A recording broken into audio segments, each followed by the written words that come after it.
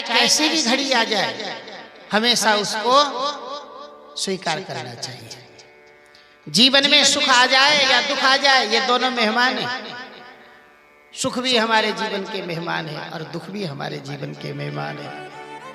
सुख दुख दोनों बुलबुला, दोनों है मेहमान, हंसते हंसते स्वीकारो जय जय भगवान। भगवान जो भेजे उसको स्वीकार करना चाहिए। देखिए, किसी के घर में अतिथि ज्यादा दिन नहीं रुकते। अतिथि का मतलब समझ गए? मेहमान। मेहमान कितने दिन रुकेंगे? ज्यादा से ज्यादा 2 दिन, 4 दिन, 10 दिन। उसके बाद तो मेहमान जाएंगे कि नहीं अपने घर। ऐसे ही हमारे जीवन के 2 मेहमान हैं, सुख और दुख। सुख आते हैं तो ये भी निश्चित है कि सुख एक दिन जाएगा और दुख आएगा। और ये भी समझ लो कि दुख जिस दिन आएगा ये भी मेहमान है, एक दिन ये भी निकल के चला जाएगा। सुख दुख दोनों बुलबुला, दोनों है मेहमान, हंसते हंसते स्वीकारो जो भेजे भगवान। अयम ही परमो लाभो। देवी, गृहस्थ जीवन का परम आनंद यही तो है। हमेशा मजाक करते रहो, आनंद रहो, प्रसन्न रहो। छोटे मोटे चीजों को दिमाग में ज्यादा नहीं लेना चाहिए। मुस्कुराते जिसको गम का जहर पीना आ गया, मुस्कुराते जिसको गम का जहर पीना आ गया, ये हकीकत है, उसको जीवन जीना आ गया। मुस्कुराते हो हमेशा, सदैव प्रसन्न रहना ही ईश्वर की सर्वोपरि भक्ति है। हमेशा खुश रहो, हमेशा प्रसन्न रहो। भक्ति करने के लिए घर छोड़ने की जरूरत नहीं है। भक्ति करने के लिए जंगल जाना जरूरी नहीं है। मकान दुकान सब कुछ छोड़ना, त्यागना जरूरी नहीं है। बस प्रसन्न भी रहना भी भक्ति के एक अंग है। हमेशा सुख में हो चाहे दुख में हो, हमेशा प्रसन्न रहो। मैं तो तुम्हारे साथ मजाक कर रहा था और तुमने सचमुच मान लिया। भला तुम्हें मैं शिशुपाल को देने वाला क्या? देना ही होता तो फिर मैं लेकर के आता क्यों? देवी, जितने पापड़ तुम्हारे शादी में हमने बेले उतने तो और किसी के साथ किया भी नहीं। इतने सारे पापड़ बेल करके प्रथम शादी तुम्हारे साथ, अब भला मैं तुम्हें वापस लौटाऊंगा? रुक्मिणी बोली, प्रभु आपके लिए मजाक हो सकता है, पर मेरे लिए तो आपने बिल्कुल सही कहा। आपने कहा मैं नंबर 1 का चोर हूं, बिल्कुल ठीक कहा, आप चोर हैं। पर क्या चोरी करते हैं? बोले प्रजे बसंतम नवनीत चौरम, गोपांगनानां च दुकूल चौरम, अनेक जन्मार्जित पाप चौरम, चौराग्रगण्यम पुरुषम नतोस्मि। आहा, हे प्रभु आप नंबर 1 के चोर हैं। जीव आत्मा के जन्म जन्मांतर से एकत्रित जो पाप है, उस पाप को चोरी करके जीव को आप शुद्ध बना देते हो, फिर आप अपने धाम मुक्ति प्रदान करते हो। सन्मुख होए जीव मोहि जबहि, सन्मुख होए जीव मोहि जबहि, सन्मुख होए जीव मोहि जबहि, सन्मुख होए जीव मोहि जबहि, जन्म कोटि अथ नाश तबहि, ओ जन्म कोटि अथ नाश तबहि। एहि सर आवत अति कठिनाई, राम कृपा बिन आई न जाई। एहि सर आवत अति कठिनाई, राम कृपा बिन आई न जाए। एहि सर आवत अति कठिनाई, राम कृपा बिन आई न जाई। एहि सर आवहि अति कठिनाई, राम कृपा बिन आही न जाए। सन्मुख होए जीव मोहि जबहि, सन्मुख होए जीव मोहि जबहि। भगवान कहते हैं जीव मेरे पास तभी पहुंचता है जब जन्म कोटि अघ नासहु तबहि। जिस वक्त जीव मेरे पास में पहुंचता है मैं उसके सारे सब दुर्गुण को समाप्त कर देता हूं। देखो जी, अग्नि का धर्म है उसे जो मिल जाए उसी को भस्म कर देना। लकड़ी मिल जाए तो अजी अग्नि के संसर्ग में लकड़ी आ जाए तो क्या होगा? लकड़ी जल करके राख हो जाएगी कि नहीं? इंसान की हड्डी हड्डी कुछ आ जाए तो चिता में हम लोगों को रखते हैं कि नहीं? संसार के जीव को रखते हैं कि नहीं चिता में? अग्नि के स्पर्श होते हड्डी हड्डी सब, यहां तक कि लोहा पाषाण तक जैसे अग्नि के स्पर्श में सब समाप्त हो जाते हैं, ऐसे ही भगवान के सामीप्य पे पहुंचते ही संसार के सारे दुर्गुण समाप्त हो जाते हैं। आपने कहा कि मेरे कोई माता पिता नहीं है, बिल्कुल ठीक कहा प्रभु। आपके भला कौन माता पिता हो सकता है? आप तो जगत के माता पिता हैं। आपने कहा कि मेरे कोई माँ बाप का आता पता नहीं, बिल्कुल ठीक कहा। माँ बाप तो उसके होते हैं जो संसार के जीव होते हैं, प्रपंच में जो डूबे होते हैं। प्रभु आप प्रपंच नहीं, आप तो परमेश्वर हैं। आपके भला माता पिता कौन हो सकते हैं? त्वमेव माता च पिता त्वमेव, त्वमेव बंधो च सखा त्वमेव। आप ही जगत के माता है और आप ही जगत के पिता है। त्वमेव विद्या द्रविणम त्वमेव, संसार के विद्या आप ही है, संसार के द्रव्य माने धन आप है। और त्वमेव सर्वम मम देव देव, आप ही जगत के सर्वस्व है प्रभु। भला आपके माता पिता कौन हो सकते हैं? रुक्मिणी ने इस तरह से अनेक अर्थ लगा दिया है।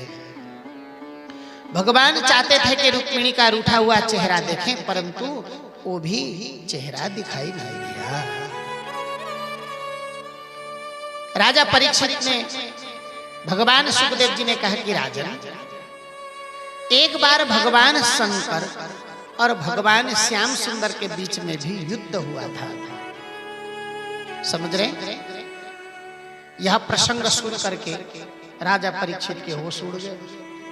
भगवान श्याम सुंदर और भगवान शंकर के बीच में युद्ध क्यों हुआ? कृपा करके आप हमें यह प्रसंग बताइए। तो श्रीमद् भागवत के 10वें स्कंद के 62 अध्याय में ये सारा प्रसंग शिव निरोध लीला का वर्णन किया गया है।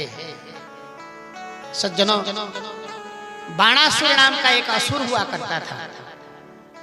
बाणासुर बड़ा संगीत का प्रेमी था और भगवान शंकर का उपासक था। बाणासुर संगीत का प्रेमी था। जब संगीत गाने के लिए बैठता था तो तबला वाला नहीं आता, तबला वाला आता तो हारमोनियम वाला नहीं आता, हारमोनियम वाला आता तो मजीरा वाला नहीं आता, मजीरा वाला आता है तो फिर मृदंग वाला नहीं आता। तो बाणासुर को एक दिन क्रोध आ गया, छोड़ो ये प्रपंच झंझट, सीधे भगवान शंकर की तपस्या किया। भगवान शंकर आशुतोष है। अब भगवान शंकर ने कहा वरदान मांगो, क्या चाहिए? तो बोला कि मेरे 10,000 हाथ हो जाए। समझ रहे हो? वरदान क्या मांगा? क्या मांगा वरदान? कथा में ध्यान दो, पूरे बाणासुर के लक्षण दिख रहे हो। बोले कि 10,000 हाथ दे दो। भगवान शंकर ने पूछा भैया 10,000 क्या करेगा? प्रभु ये संगीतकारों के नखड़ा हम कब तक झेलेंगे? तबला वाला आता, हारमोनियम वाला नहीं, हारमोनियम वाला आए तो मृदंग वाला नहीं। 10,000 हाथ दे दो ताकि मैं अपने अपने बजाता रहूं, आनंद लेता रहूं। भगवान ने कहा चल ठीक है। अब शंकर जी तो शंकर जी, हाथ दे दिया। इतना कह करके भगवान शंकर कैलाश चले गए। बाणासुर बैठ गया, स्वयं मृदंग बजाने लगा, स्वयं गाने लगा, आलाप करने लगा। उस समय भगवान शंकर तांडव कर रहे थे कैलाश में। जब मृदंग बजने लगा तो भगवान शंकर भी ताल से पतित हो गए। इतना सुंदर दिव्य उसने मृदंग बजाया, उस मृदंग के ध्वनि पर भगवान शंकर भी नाचना चुक गए। इतने खुश हो गए कि भाई मेरे संगीत को, मेरे नृत्य को भी मात देने वाला ये कौन है।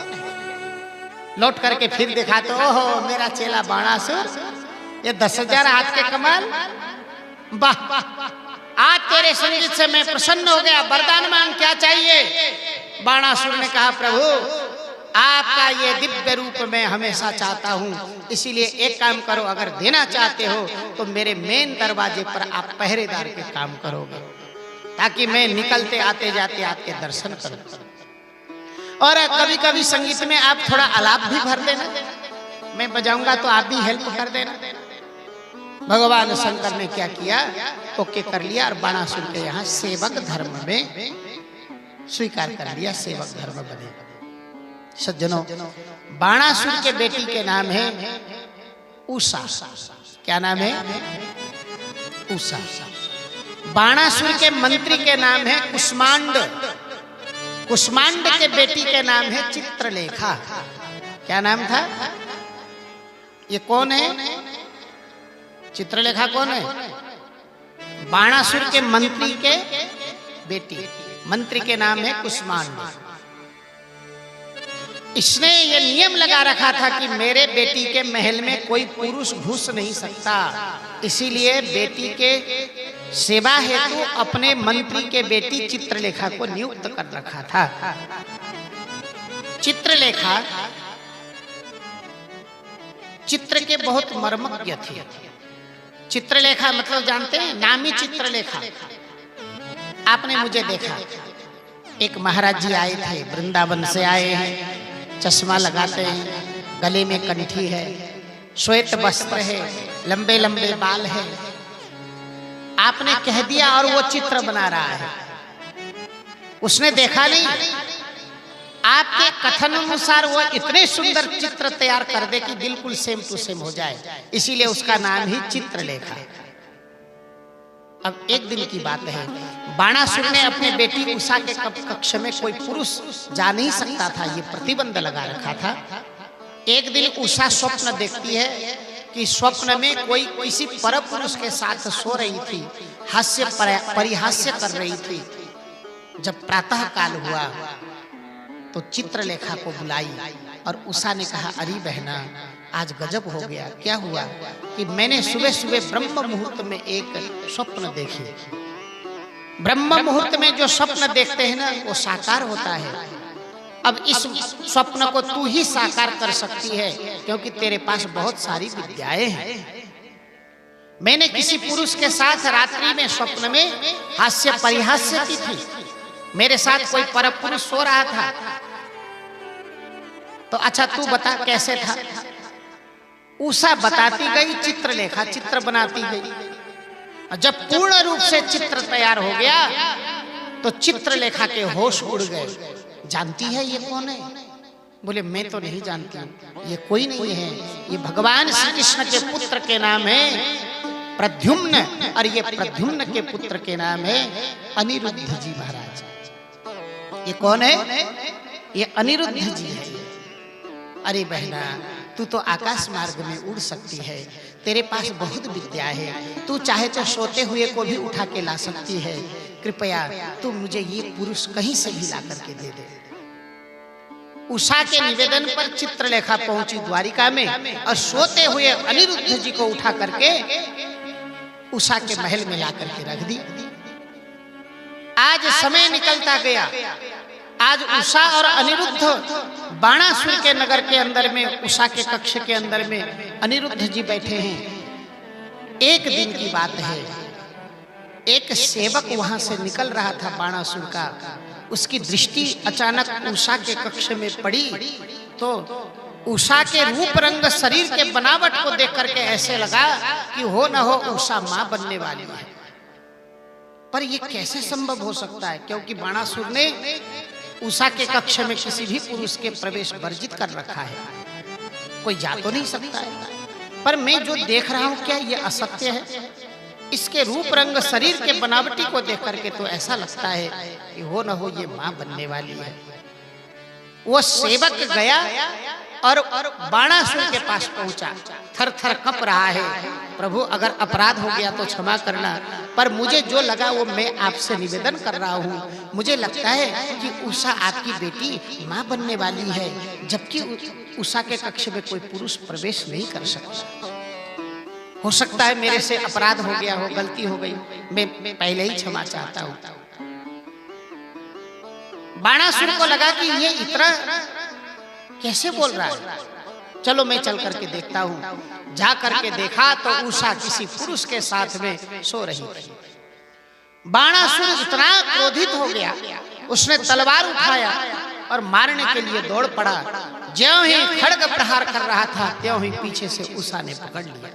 पिताजी इसका दोष नहीं है, दोष तो मेरा है, मैंने ही इसको बुलाई है। सारा रहस्य बता दिया। बाणासुर इतना क्रोधित हो गया कि दोनों को जेल में पटक दिया। जा, जा, जा। तो बेटी कहलाने लायक ही नहीं, तू बंदी हो आज से, अब तुझे मृत्यु दंड तो नहीं देंगे, तू बेटी है, जन्म मेरे। चलो दोनों को जेल में पटक दिया।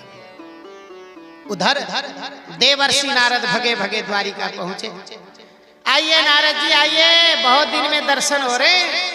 नारद जी ने कहा कि पहले ये बताओ द्वारिका में सब राजी खुशी कुशल मंगल तो है? बोले हाँ सब ठीक है। कोई बच्चे इधर उधर तो कहीं नहीं गए? अब एक दो बच्चे हो तब तो पता चले। 56 करोड़ यदुवंशी बालक थे। कितने थे? 56 करोड़। और 56 करोड़ यदुवंशी बालक को शिक्षा देने के लिए 3 करोड़ 80 लाख तो टीचर थे, जिनमें से प्रिंसिपल गर्गाचार्य जी हुआ करते थे। प्रिंसिपल का नाम क्या था? गर्गाचार्य जी हुआ करते थे। अब इनमें से कौन किधर गया क्या पता। भगवान ने गर्गाचार्य जी से कहा, गर्गाचार्य जी एक बार देखना सब बच्चे हैं कि नहीं स्कूल में। और गर्गाचार्य जी ने सभी जो क्लास टीचर होते हैं, जो हाजिरी लगाते हैं, सब क्लास टीचर को बुलाया और हाजिरी पलटते हुए गए। कई बही खाता को पलटा। आज एक हाजिरी में, एक रजिस्टर में ऐसा मिला कि लगभग अनिरुद्ध जी महाराज 7-8 महीने से गायब थे। 7-8 महीने से अनिरुद्ध जी एब्सेंट थे। नारद जी ने कहा कि महाराज जानते हो अनिरुद्ध कहाँ हैं? भगवान ने कहा हमें तो नहीं मालूम। बोले वो तो बाणासुर के जेल में हवा खा रहे हैं। देवर्षि नारद जी ने सब कुछ बता दिया। अनिरुद्ध जी महाराज बाणासुर के यहाँ हैं। अब भगवान श्याम सुंदर ने सेनाओं को सजाया, सेना को लेकर के पहुंचे। कहां? बाणासुर के नगरी में। परंतु एक समस्या सामने आ गई। मेन दरवाजे पर सेवक बनकर के भगवान शंकर खड़े हैं। अब भगवान शंकर से कैसे निपटे? भगवान ने कहा कि चलो हमें अंदर जाने दो। शंकर जी ने कहा मैं इस समय सेवक धर्म निभा रहा हूं, यहां से अंदर कोई नहीं जा सकता है। तो दोनों के बीच में भयंकर युद्ध शुरू हो गया। भगवान शंकर ने कहा यहां से आगे नहीं बढ़ सकते हो। भगवान ने कहा हम तो जाकर के ही रहेंगे। सुखदेव जी से राजा परीक्षित के, भगवान सुखदेव जी राजा परीक्षित से कहते हैं, दोनों के बीच में भयंकर युद्ध शुरू हो गया। इधर भगवान शंकर पाशुपत अस्त्र छोड़ते हैं तो इधर भगवान श्याम सुंदर नारायणी अस्त्र छोड़ रहे हैं। भयंकर युद्ध शुरू हो गया। हार कोई नहीं रहा है, न भगवान श्याम सुंदर हार रहे हैं तो न तो भूतनाथ हार रहे। प्रलय काल जैसा ऐसा लगने लगा जैसे प्रलय होने वाला है, सब कुछ विनाश होने वाला है। भगवान श्याम सुंदर को लगा मेरे बस की बात नहीं है कि मैं भगवान शंकर को परास्त कर सकूं। अब मैं इनको एक जुक्ति मुक्ति से ही हरा सकता हूं। डायरेक्ट मेरे बस की बात नहीं कि मैं इनके साथ युद्ध करके इनको परास्त कर सकूं। भगवान श्याम सुंदर के पास एक जिम्भास्त्र है। उस अस्त्र का नाम है जिम्भास्त्र। अगर जिम्भास्त्र के रेंज में कोई आ गया तो बार बार जम्हाई लेता है और सो जाता है। इसीलिए उस अस्त्र का नाम है जिम्भास्त्र, जो जम्हाई लेता है। नींद, आजकल की भाषा में समझें उसको आंसू गैस। आजकल की भाषा में समझे, आंसू गैस होते कि नहीं? आंसू गैस तो ऐसा होता है कि एक बार हम राजस्थान में फंस गए, गंगापुर में कर्फ्यू लग गया था, आज से लगभग 10, 12, 15 साल पहले। जातीय थोड़ा दंगा हो गया तो फंस गए, उसमें आंसू गैस छोड़ा गया तो आंख में जलन, देखा नहीं जाए। अब हम बार बार, हम तो घर में ही बैठे थे और हम भी रेंज में आ गए, बार बार रुमाल उसको पानी में रख करके हम आंख में लगाते रहे। आंसू गैस से उसी से बचा जा सकता है, इसीलिए तो लोग वहां से तितर बितर हो जाते हैं, भगते हैं। तो जिम्भास्त्र का मतलब होता है आंसू गैस के समान। ऐसे गिरा तो कहीं था, परंतु भगवान शंकर उस रेंज में आ गए और भगवान शंकर जम्हाई लेकर के सो गए। भगवान श्याम सुंदर ने कहा सेनाओं से, भगो अंदर, घुसो घुसो, अभी तो सो रहे, जग जाएंगे तो लेने के देने पड़ जाएगा, घुसो अंदर। बाणासुर के अंदर नगरी में गए, सारे हाथों को जो 10,000 हाथ दे रखा था, मूली को काट करके जैसे रख दिया जाता है, ऐसे भगवान ने सब हाथ काट करके रख दिया। केवल 4 हाथ रख दिया और बोले, हाँ अब तुम मेरे समधी बनने लायक के हो गए। तुम्हारे बहुत ज्यादा ओवर हाथ थे ना, अब तुम्हारे भी 4 हाथ, हमारे भी 4 हाथ, अब तुम मेरे समधी बनने लायक के हो गए। उषा और अनिरुद्ध को, बाणासुर को परास्त करके उषा और अनिरुद्ध को लेकर के भगवान द्वारिका में पहुंचे और विधिवत उषा और अनिरुद्ध के शादी भगवान श्याम सुंदर ने द्वारिका में संपन्न कर दिया। हे परीक्षित, इस तरह से उषा और अनिरुद्ध को ले आने के लिए भगवान श्याम सुंदर भगवान शंकर के साथ में युद्ध करते हैं और इस युद्ध का नाम है शिव निरोध लीला। क्या? शिव निरोध लीला, जो श्रीमद् भागवत के 10वें स्कंद के 62 अध्याय में दिव्य वर्णन किया गया है। 62 और 63 अध्याय में बोल गोविंद भगवान की, श्री श्याम सुंदर भगवान की।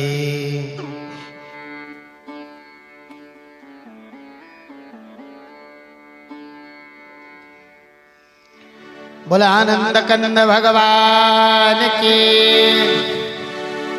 चले जाएंगे हम बिहारी जी, सुन लो अर्ज हमारी। चले जाएंगे हम बिहारी, सुन लो अर्ज हमारी। एक दिन हमको बसा लोगे प्रभु अपना, हमें बना करे। एक दिन हमको बसा लोगे प्रभु, हमको अपना बना कर। जिस जग में हमें फंसाया, उस जग से छुड़ा करे। भूल न जाना फिर भी बुलाना, इतनी सी अर्ज हमारी जी। चले जा रहे हैं बिहारी जी, सुन लो अर्ज हमारे। हमारे चले जा रहे हैं बिहारी जी, सुन लो अर्ज हमारी। कहते हैं तुमको दयालु भगवन, भक्तों के हितकारी। कहते हैं तुमको दयालु भगवन, भक्तों के हितकारी। अपना हमें बना लोगे क्या, ओ मेरे माँ के बिहारी।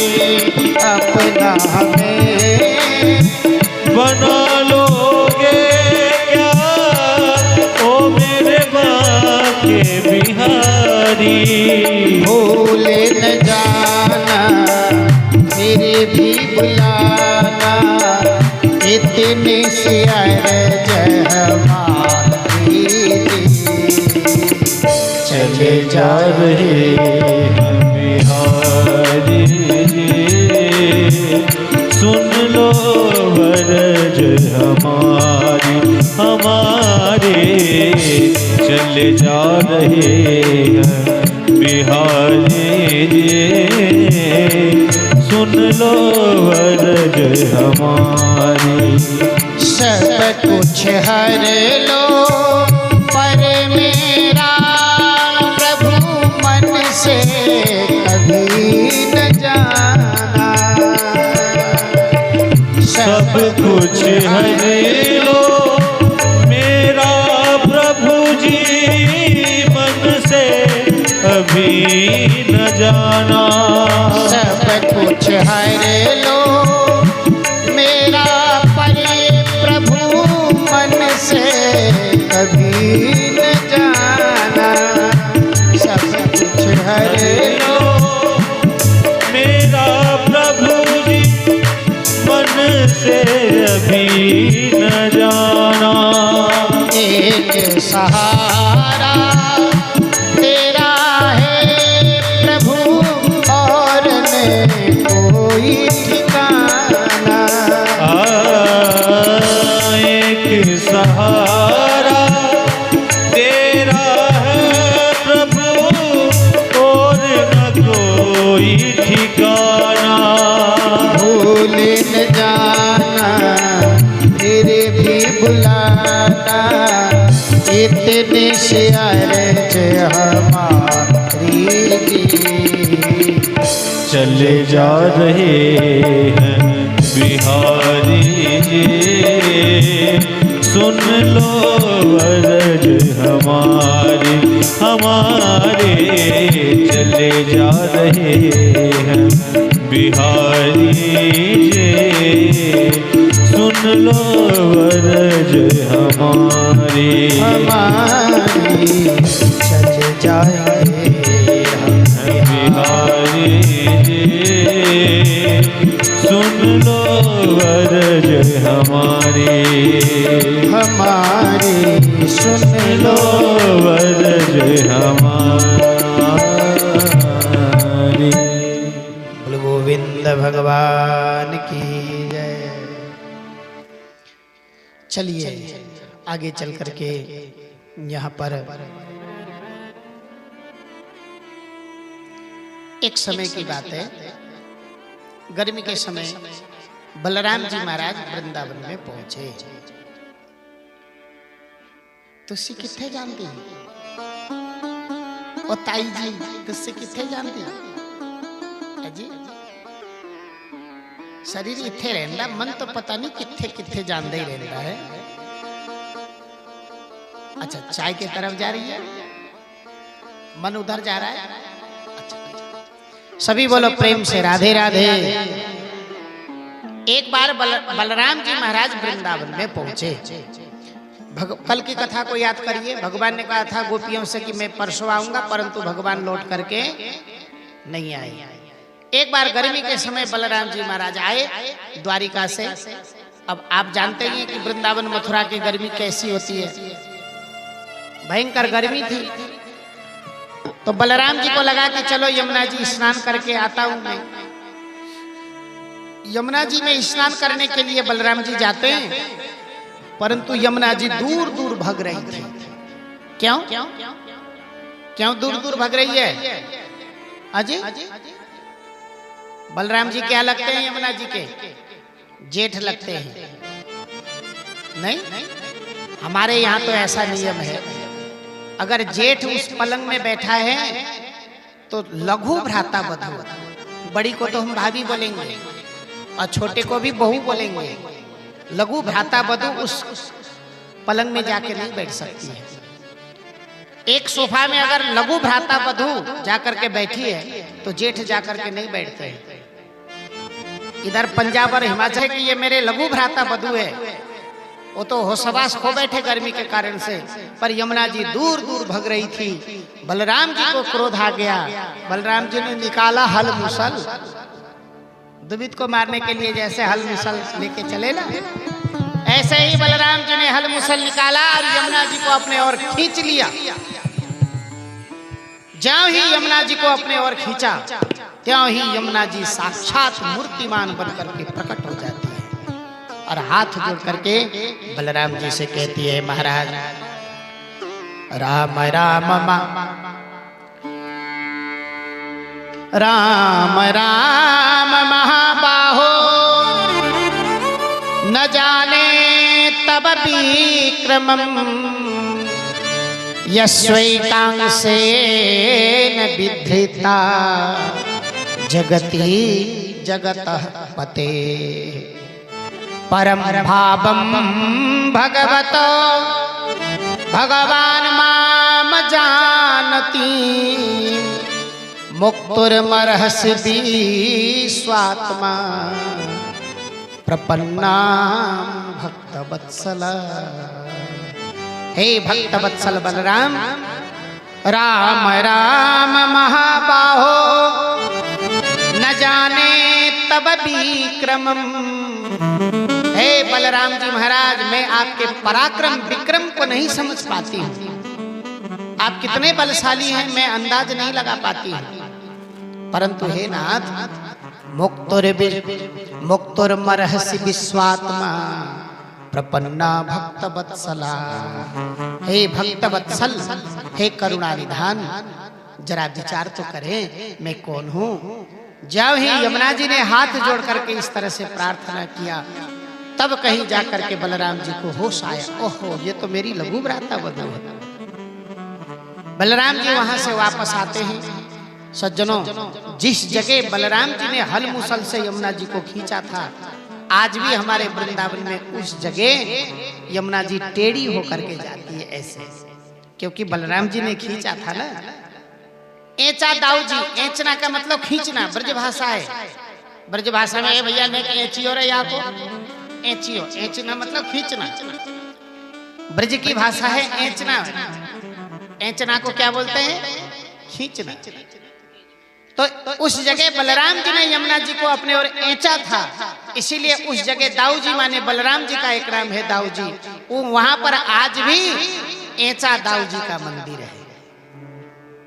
उस जगह यमुना जी थोड़ी सी टेढ़ी होकर के जाती है, नहीं तो पूरे वृंदावन को परिक्रमा लगा करके निकलती है। दिल्ली से आती है और पूरे वृंदावन को परिक्रमा लगा करके आगरा की तरफ बढ़ जाती है यमुना जी। पूरे वृंदावन को परिक्रमा लगाती है यमुना जी। पर जहां पर बलराम जी ने अपने ओर एंचा था, खींचा था, उस जगह थोड़ी सी यमुना जी टेढ़ी होकर के आज भी बहती है। ऐसी मान्यता है। वहां पर एक विशाल इतना बड़ा बरगद का पेड़ है, बट वृक्ष है। मान्यता यह है कि मध्य रात्रि में 12 बजे अगर उस पेड़ में कोई कान लगा करके सुनता है, तो मान्यता यह है कि बंसी की आवाज सुनाई देती है। ऐसे लोग बताते हैं। अब हमने तो मध्य रात्रि में वहां कभी गुजारे नहीं। जब हम ब्रज 84 कोस की यात्रा करते हैं, तो ब्रज 84 कोस के अंतर्गत यह वृक्ष में हम जाकर के थोड़ी देर बैठते हैं। नीचे विशाल बरगद का पेड़ है, इतना दिव्य छाई में हम लोग थोड़ी देर बैठते हैं। हर साल हम ब्रज यात्रा करते हैं। देखिए, शरद पूर्णिमा के जो अगले दिन प्रतिपदा द्वितीया से हम चालू करते हैं, 7-8 दिन में पूरी हो जाती है। गाड़ी के द्वारा हम लगाते हैं, फिर दीपावली मनाने को घर में पहुंच जाते हैं लोग। ऐसे ब्रज 84 कोस की यात्रा करनी चाहिए। नंद बाबा के कोई संतान नहीं थे।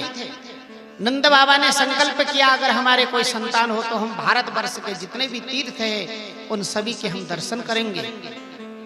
90 वर्ष के उम्र में भगवान श्याम सुंदर बाबा नंद के यहाँ पुत्र बनकर के पधारे। जब बाबा 90 साल के थे, जब भगवान 5 साल के हो गए, तो नंद बाबा की आयु कितने साल के हो गए? अजी 95 साल के हो गए। एक दिन भगवान से नंद बाबा ने कहा, बेटा मेरे कोई संतान नहीं थे, तो मैंने संकल्प किया था कि मैं संतान पिताजी बन जाऊं, मेरे संतान हो जाए, तो मैं भारतवर्ष के तीर्थ यात्रा करूंगा। बेटा अब तू भी तो 5 साल का हो गया, अब तू जवान होते होते हम बूढ़े हो जाएंगे, पता नहीं हम रहेंगे या नहीं रहेंगे। एक काम करना, तो हमें तीर्थ यात्रा करा के ले आ। भगवान ने कहा पिताजी भारतवर्ष में तो न जाने कहां कहां कितने कितने तीर्थ हैं, कैसे कैसे तीर्थ हैं, बद्री, केदार, गंगोत्री, जमुनोत्री, यमुनोत्री, आप कहां कहां चलोगे? एक काम करता हूं, जितने भी तीर्थ हैं उन सारे तीर्थों को ब्रज 84 कोस के बीच में ला करके स्थापित कर दूंगा और आप इसी 84 कोस के बीच में परिक्रमा लगाना। भगवान ने संपूर्ण तीर्थों को आज्ञा दिया, सारे तीर्थ आकर के उस 84 कोस के बीच में विराजमान हो गए। नंद बाबा और यशोदा मैया को लेकर के भगवान हाथ पकड़ करके पूरे उन्हीं 84 कोस के बीच में, आज भी आदि बद्री है, आदि केदार है। कभी आप लोग गए हो तो आदि केदार के दर्शन, 350 सीढ़ी ऊपर चढ़नी पड़ती है, बड़ा दिव्य नजारा है। ऐसा नहीं एक बार वृंदावन तो पहुंचो, घर से हम निकलते ही नहीं, क्या करें। और रोज हम गा रहे हैं, हम लोग क्या कह रहे हैं, रोज गा रहे हैं भजन, क्या गाते हैं, मन चल रे वृंदावन धाम, राधे राधे गाएंगे। केवल मन को भेजते हैं, तन तो निकालते ही नहीं घर से। और रोज हम गा ही रहे हैं कि मन चल रे वृंदावन धाम, ओ मन चल रे, अरे मन क्या करेगा, तन तो आप घर से निकाल ही नहीं रहे हो। अरे तन तो निकालो तब तो मन भी साथ देगा। घर बैठे बैठे उन्हीं में बैठे बैठे रोज हम गा रहे मन चले रे वृंदावन, अकेले मन जा करके क्या होगा। सभी बोलो प्रेम से राधे राधे।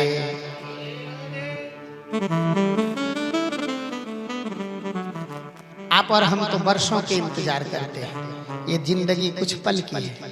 नहीं, ये जिंदगी क्या है, कुछ पल की है। हम सोचते हैं कि चलो अगले साल चलेंगे, अगले साल तीर्थ करेंगे, नहीं, कुछ पल की जिंदगानी, एक रोज सबको जाना, परसों क्यों तो सोचे, पल का नहीं ठिकाना।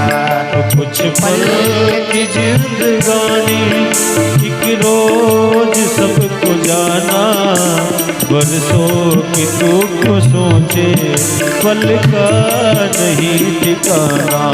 मल मल के तूने काया, तन को जो है समारा, इतरों की खुशबुओं से महके शरीर सारा। मल मल के तूने काया, तन को जो है समारा, इतरों की खुशबुओं से महके शरीर सारा। आया न साथ देगी, ये बात न भुलाना, परसों की दुख सोचे, पल का नहीं ठिकाना। कुछ पल की जिंदगानी, एक रोज सबको जाना, परसों क्यों तू सोचे, पल का नहीं ठिकाना। कुछ पल की जिंदगानी, एक रोज सबको जाना, बरसों की दुख सोचे, पल का नहीं ठिकाना। परसों क्यों तू सोचे, पल का नहीं ठिकाना, पल का नहीं ठिकाना।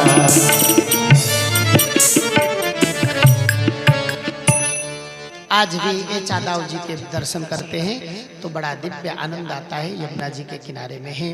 सज्जनों, एक बार देवर्षि नारद जी द्वारिका में पहुंचे। देवर्षि नारद जी ने विचार किया कि चलो मैं भगवान के दर्शन करके आता हूँ। जिनके घर में 2 पत्नी होती है तो आए दिन खटर पटर होता है, हमने ऐसा सुना है। जिनके घर में 2-2 पत्नी होती है ना, आए दिन खटर पटर होता है, ऐसा हमने सुना है। सही है अजी? सही है कि नहीं है? अब भैया जिनकी 2-2 हो उनको ज्यादा पता होगा, नहीं सिंगल वाले को क्या पता है? पर अधिकांश ऐसे ही देखा, अरे एक में ही खटर पटर होता है, दो में तो छोड़ो नहीं।